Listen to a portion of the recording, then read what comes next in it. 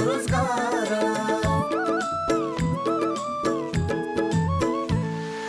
सबै मिलिजुली गरौँ उन्नतिको कर्म, स्वावलम्बी र समृद्धि नै सहकारीको मर्म। समानता र स्वाधीनताको भावनाले भरौँ, आर्थिक अनि सामाजिक सांस्कृतिक विकास गरौँ। सहकारी दर्पण, सहकारी दर्पण, सहकारी दर्पण। नमस्कार, सहकारी दर्पण कार्यक्रमको तर्फबाट यो कार्यक्रम प्रत्येक महिनाको पहिलो र तेस्रो शनिबार साँझ 6 बजेदेखि करिब 25 मिनट अवधिभर सहकारीका विविध विषयवस्तु समावेश गरी प्रस्तुत गर्ने गरिन्छ। स्वागत एवं सहकारी अभिवादन आजको यो श्रृङ्खलामा पनि सम्पूर्ण दर्शक महानुभावहरूमा। दर्शक महानुभावहरू, आजको कार्यक्रममा हामी सहकारी गतिविधि र सहकारीका समसामयिक विषयमा राष्ट्रिय सहकारी विकास बोर्ड कार्यकारी समितिका सदस्य डीबी बस्नेतसँग हाम्रा सहकर्मी साथी दिलीप पौडेलले गर्नुभएको कुराकानी लिएर उपस्थित भएका छौँ। कार्यक्रम सुरु गरौँ सहकारी गतिविधिबाट।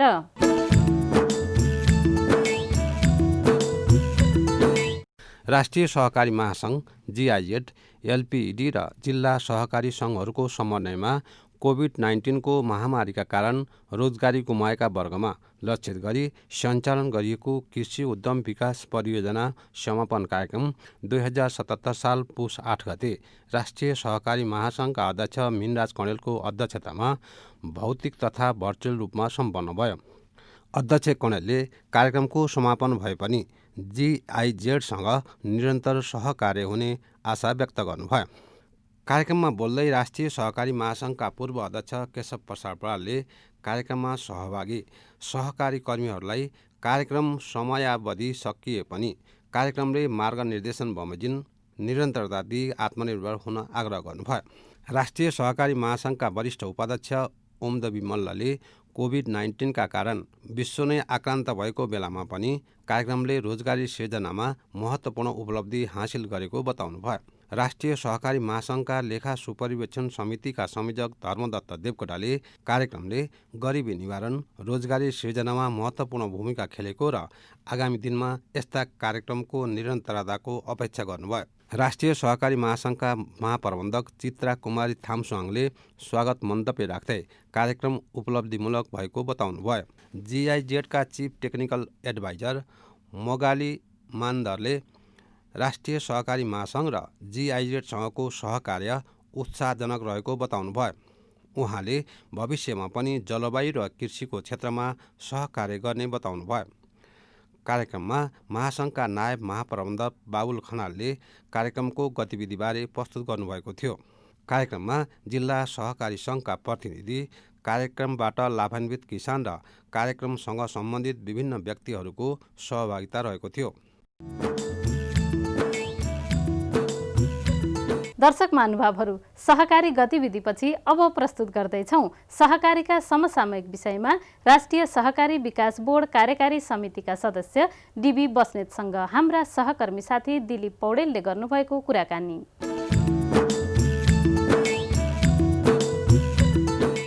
आदरणीय दर्शकबिन नमस्कार। मुलुकमा सहकारी ऐन, सहकारी नियमावली आएको लामो समय भइसकेको छ, तर सहकारी सङ्घ संस्थाहरूले ऐन नियमावली पूर्ण रूपमा कार्यान्वयन गर्न सकिरहेका छैनन्। आज हामी सहकारी सङ्घ संस्थाहरूले ऐन नियमावली कार्यान्वयन गर्न किन हिचकिचाइरहेका छन् र कोभिड पछिको परिवर्तित सन्दर्भमा मुलुकको अर्थतन्त्रमा सहकारीको योगदान कसरी बढाउन सकिन्छ भन्ने लगायतका विषयमा छलफल गर्दैछौँ। आजको यस छलफलको लागि हामीले नेपाल बचत तथा ऋण केन्द्रीय सहकारी सङ्घ नेप्स्कोनका पूर्व अध्यक्ष डीबी बस्नेतलाई आमन्त्रण गरेका छौँ। उहाँ राष्ट्रिय सहकारी विकास बोर्डका सञ्चालक समेत हुनुहुन्छ। डीबी सर, यहाँलाई कार्यक्रममा हार्दिक स्वागत छ। धन्यवाद। यहाँ लामो समय सहकारी अभियानमा हुनुहुन्छ। विशेष गरी सहकारी अभियानलाई र मुलुकको अर्थतन्त्रमा सहकारीले पुर्याएको योगदानलाई यहाँले कसरी समीक्षा गर्न चाहनुहुन्छ? अहिलेसम्मको अवधिमा नेपालमा जनताले जनताद्वारा नै संरक्षण गरेर जुन सहकारीहरूको विकास गरे, पुँजी निर्माण गर्ने, बचत गर्ने काम गरे, उत्पादनको काममा जोडिए र यसलाई समग्र देशको अर्थतन्त्रमा एउटा महत्त्वपूर्ण टेवा पुग्ने किसिमले सहकारीले जुन खालको काम गर्यो त्यही भएर नै नेपालको संविधानमा पनि सहकारीलाई एउटा चाहिँ 3 खम्बे अर्थनीतिभित्र एक खम्बा चाहिँ सहकारीलाई लिएर अगाडि बढेको अहिलेको अवस्थामा नेपालको एकदम दूरदराजमा जहाँ दुर्गम ठाउँहरू छ त्यस्तो ठाउँमा सहकारीको माध्यमबाट जनताको आय स्तर वृद्धि गर्ने काममा निकै राम्रो सेवा पुगेको हामीले महसुस गरेका छौँ। अर्थतन्त्रका 3 खम्बामध्ये सहकारीलाई राखिएको छ, त्यो अनुसार ऐन नियमावली त्यसलाई नै फेभर गर्ने गरी आयो।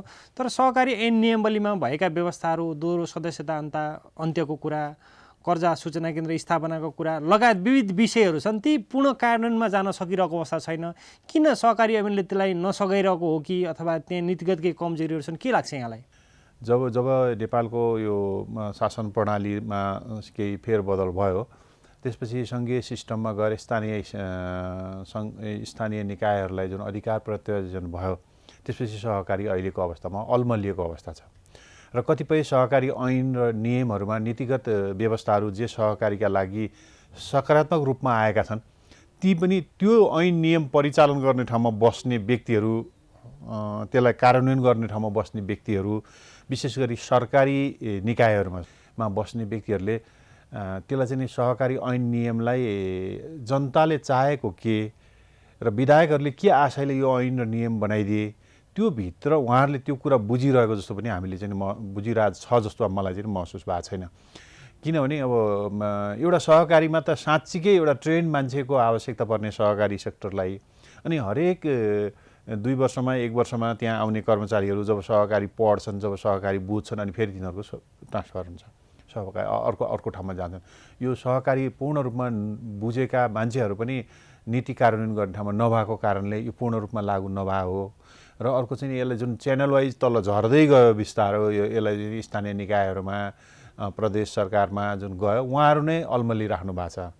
त्यो ठाउँबाट गर्नुपर्ने कामहरू, उहाँहरूको दायित्व, उहाँहरूको काम, अब त्यो हिसाबले उहाँहरूले पनि यसलाई चाहिँ समात्न सकिरहेको अवस्था छैन। र अहिलेकै अवस्थामा सहकारी ऐन नियम किन अक्षरशः पालना भएको छैनन् भन्ने सम्बन्धमा चाहिँ पालना नभए होइन, सहकारी सङ्घ संस्थाका सञ्चालकहरू त्यसलाई पालना गर्नका लागि एकदमै तयार छन्।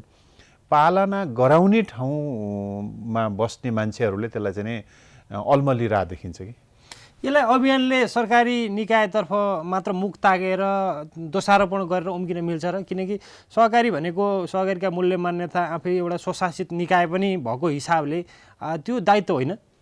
दोषारोपणको कुरै होइन। यो के हो भने जुन हिसाबले सहकारी सङ्घ संस्थाका सञ्चालकहरूले अहिले काम गरिरहेको अवस्था छ यो सहकारीलाई अगाडि बढाउनलाई, त्यो हिसाबले सरकारी ठाउँमा बस्नेहरू को तर्फबाट नीति निर्माण गर्ने ठाउँमा भन्दा नि यसलाई नीति कार्यान्वयन गर्ने ठाउँका मान्छेहरूबाट त्यति सहज किसिमले सहयोग पाए जस्तो मलाई चाहिँ अनुभव भएको छैन।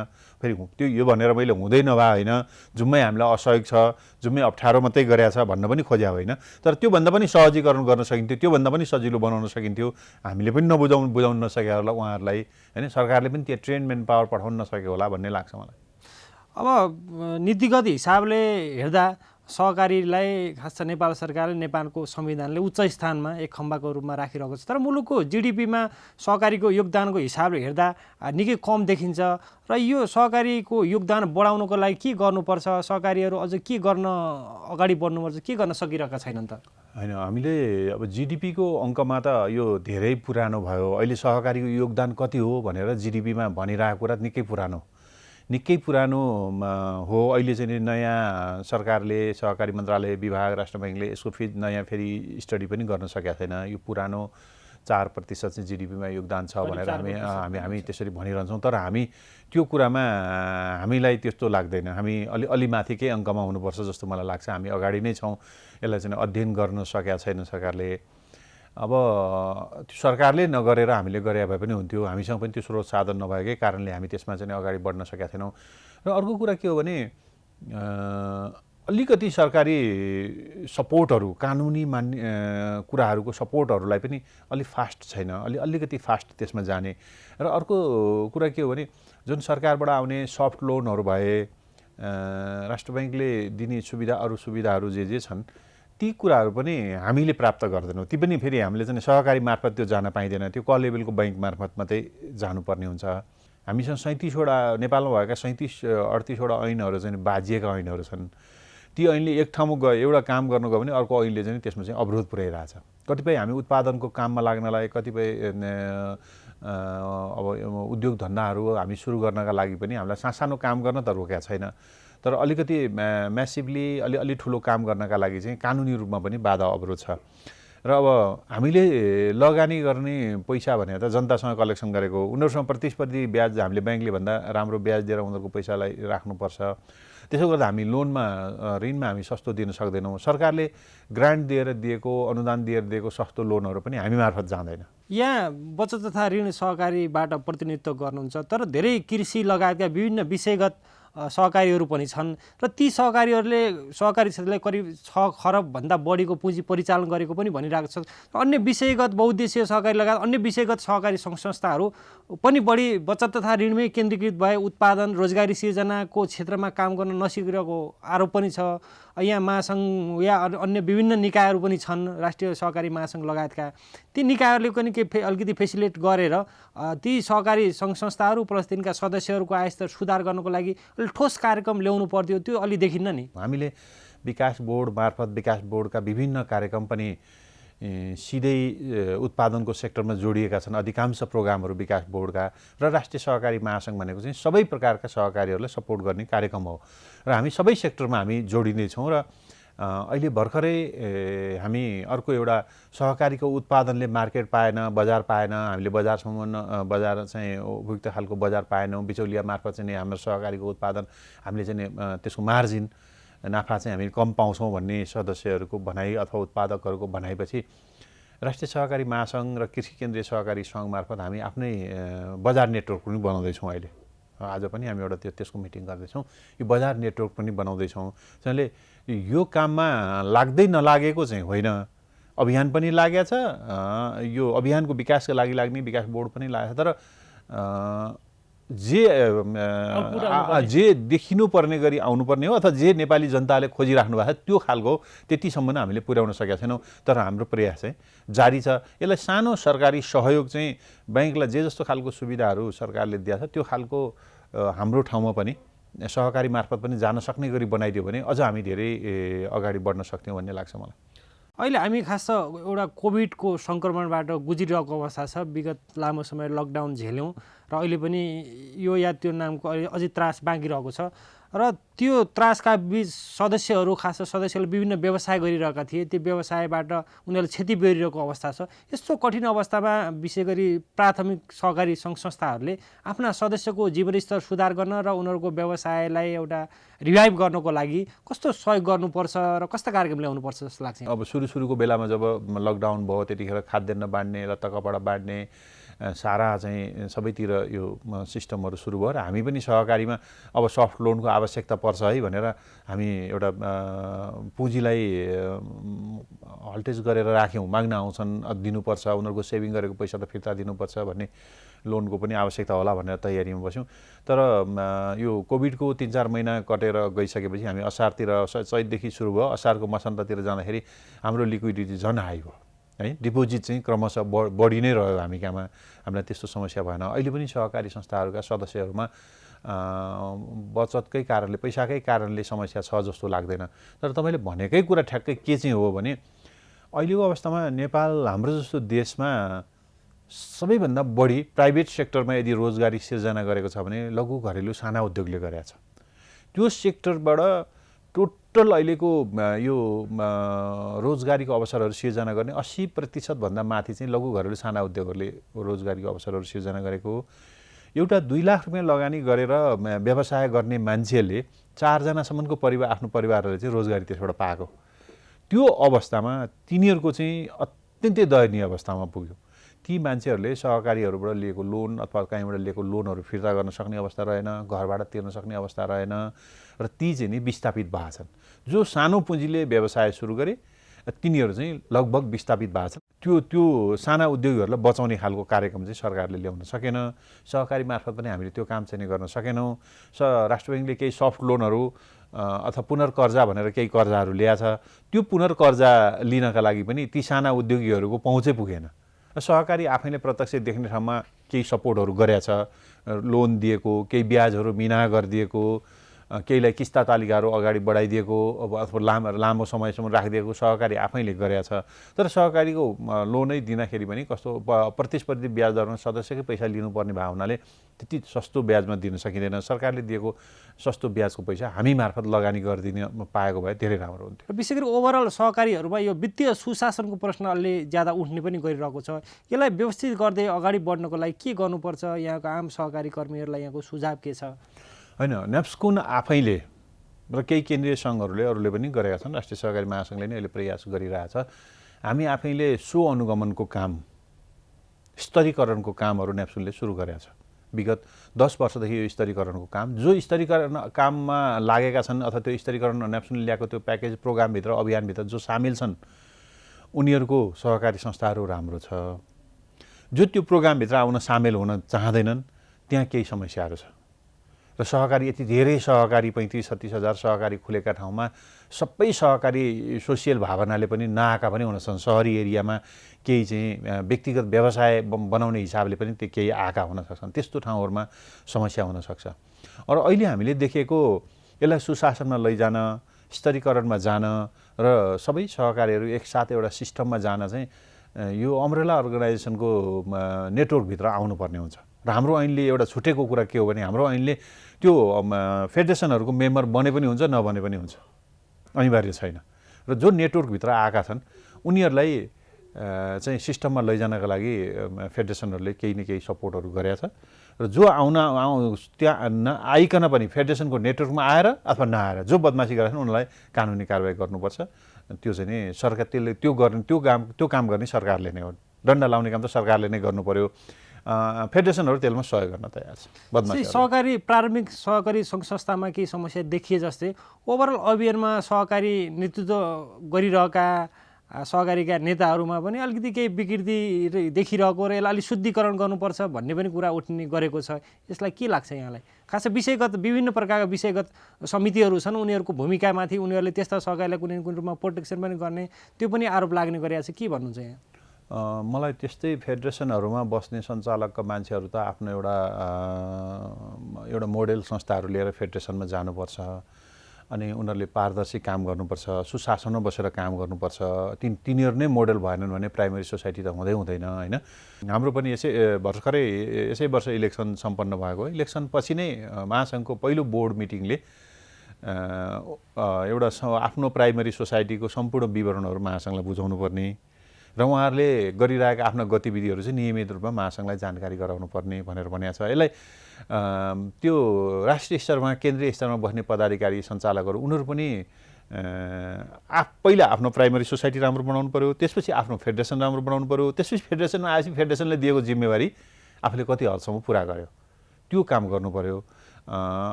र यो सहकारीभित्र भइरहेको समस्या विकृति यी समस्याहरू जे छन् त्यो चाहिँ नि सम्बन्धित निकायलाई जानकारी गराउने हाम्रो दायित्व त्यो पनि हो।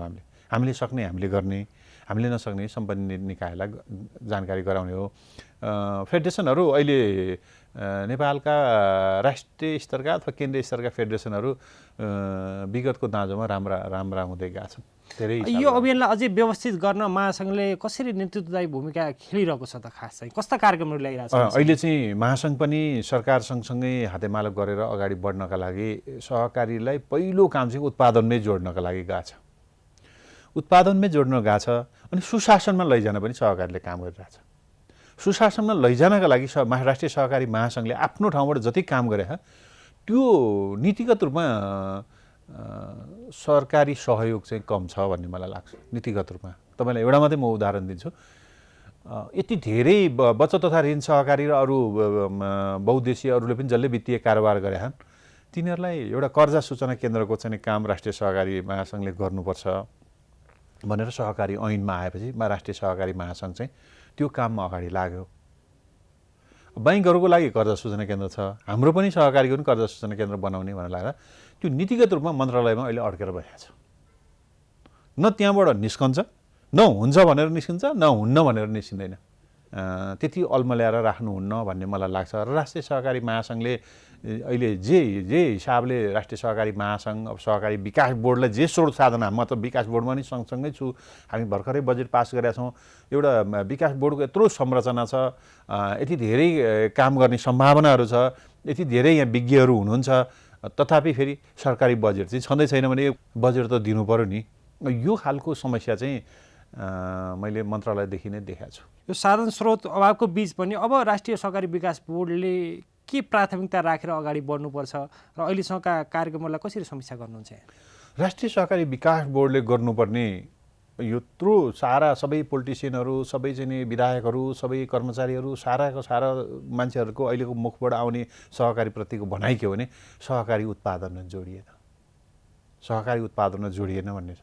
नेपालमा अहिले यति ठुलो मलको चाहिँ समस्या छ। चिनीको सधैँभरि उखु किसानहरूले चिनीको पैसा पाएन भनेर भने यी यस्ता जुन सहकारीले आफ्नो पुँजी लगानी गरेर गर्न सक्दैन, त्यो मेगा टाइपका उद्योगहरू छन्, यस्तो काममा सपोर्ट गर्नु पर्यो विकास बोर्डले। सरकारले त्यसमा लगानी गर्नु पर्यो। किनले त अहिले त सरकारले लगानी गर्ने हो, मलको कारखाना खोल्यो भने अहिले सरकारले लगानी गर्ने हो, 10 वर्ष 5 वर्षपछि सरकारले रेभिन्यू दिन्छ नि त त्यसले। चिनीको कारखाना अहिले खोल्यो भने सरकारलाई रेभिन्यू दिन्छ नि त त्यसले। अनि ठुला चाहिँ कोल्ड स्टोरहरू बनाउनु पर्यो। जनताले चाहिँ सडकमा लगेर दुध फाल्ने, सडकमा लगेर चाहिँ तरकारीहरू फाल्ने कामहरू चाहिँ उनीहरूले फाल्नु नपर्ने गरी त्यसलाई कोल्ड स्टोरहरू बनाइदिनु पर्यो। तिनलाई चाहिँ नि अब त्यो जुन समयमा हुन सक्दैन, गोलभेडाकै भयो, फलफुलकै भयो, समयमा बिक्री हुँदैन, बिक्री नभएको टाइममा चाहिँ बाहिर बस्यो भने त्यो सड्छ, तिनीहरूलाई नसड्ने गरी राख्नु पर्यो अथवा बाइप्रडक्ट बनाउने काममा सहयोग गर्नु पर्यो। त्यस्ता ठुला खालका मेगा उद्योगहरूका लागि सहकारीलाई विकास बोर्डले सपोर्ट गर्नुपर्छ। सरकारले त्यो ठाउँमा सपोर्ट गर्नु। विकास बोर्डको भौतिक संरचना पनि छ, विकास बोर्डभित्र कर्मचारी पनि छन्, विकास बोर्डभित्र प्रोग्राम छैन। सरकारले यसलाई त्यो प्रोग्राम दिनु पर्यो। हामी कार्यक्रमको अन्त्यतर्फ आइपुगेका छौँ। टेलिभिजन हेरिरहेका आम दर्शक र आम सहकारी कर्मी लगायत आम सरोकारवाला निकायहरूलाई के भन्न चाहनुहुन्छ? म यति मात्रै यो सहकारी कर्मी साथीहरूलाई अब हरेक नेपालीको हरेक घर चाहिँ सहकारीको मेम्बरमा जोडिनुपर्छ। मैले सबैलाई म अनुरोध गर्न चाहन्छु, तपाईँहरू सहकारीको मेम्बर भएर जोडिनुपर्छ र केही न केही उत्पादनसँग जोडिनुपर्छ। यदि सहकारीको मेम्बर म हुँ भन्छ भने उसले केही न केही उत्पादन गर्नुपर्छ। इभन वनको सिस्नो टिपेर सिस्नोको पाउडर उसले किन नबनाओस्, उसले चाहिँ सानो काम किन नगरोस्, केही न केही उत्पादनको काममा उहाँहरू जोडिनुपर्छ। र फेडरेसनहरूले सहकारीका मेम्बरहरूले उत्पादन गरेको सामानलाई बजारीकरण गरिदिनुपर्छ। त्यो फेडरेसनहरूले त्यो काम चाहिँ गर्छ। र यदि यो देशको आर्थिक कायापलट हुन्छ भने सहकारीको माध्यमबाटै हुन्छ। म सबै सहकारी कर्मी साथीहरूलाई, देशभरि रहेका सहकारीमा रहनुभएका साथीहरूलाई यसलाई निरन्तरता दिन र जो सहकारीमा मेम्बर बन्न बाँकी हुनुहुन्छ उहाँहरूलाई चाहिँ सहकारी अभियानभित्र समाहित हुनका लागि अनुरोध गर्छु। हस्, यहाँको महत्त्वपूर्ण समय र विचारका लागि धन्यवाद। म राष्ट्रिय सहकारी विकास बोर्डले मेरो आफ्नो विचारहरू राख्ने जुन अवसर दियो त्यसका लागि म राष्ट्रिय सहकारी विकास बोर्ड र तपाईँहरू साथीहरूप्रति धन्यवाद दिन चाहन्छु। हस्, धन्यवाद। दर्शक महानुभावहरू, यो कार्यक्रम तपाईँलाई कस्तो लाग्यो? कार्यक्रमको बारेमा तपाईँको प्रतिक्रिया अवश्य पठाउनुहुनेछ भन्ने आशा राखेका छौँ। हाम्रो ठेगाना हो राष्ट्रिय सहकारी विकास board, Pulchowk, Lalitpur, post box number 5717, phone number 5010-131, email kopsanchar@gmail.com, website www.ncdb.org.np। यो कार्यक्रम तपाईँ आफ्नो समय अनुकूल युट्युबमा पनि हेर्न सक्नुहुनेछ। हवस् त दर्शक महानुभावहरू, आजको हाम्रो कार्यक्रमको निर्धारित समय सकिन लागेको छ। सहकारी सम्बन्धी विविध सामग्री लिएर आगामी कार्यक्रममा भेट्ने बाचा गर्दै आजको सहकारी दर्पणबाट हामी सबै बिदा चाहन्छौँ। नमस्ते, जय सहकारी।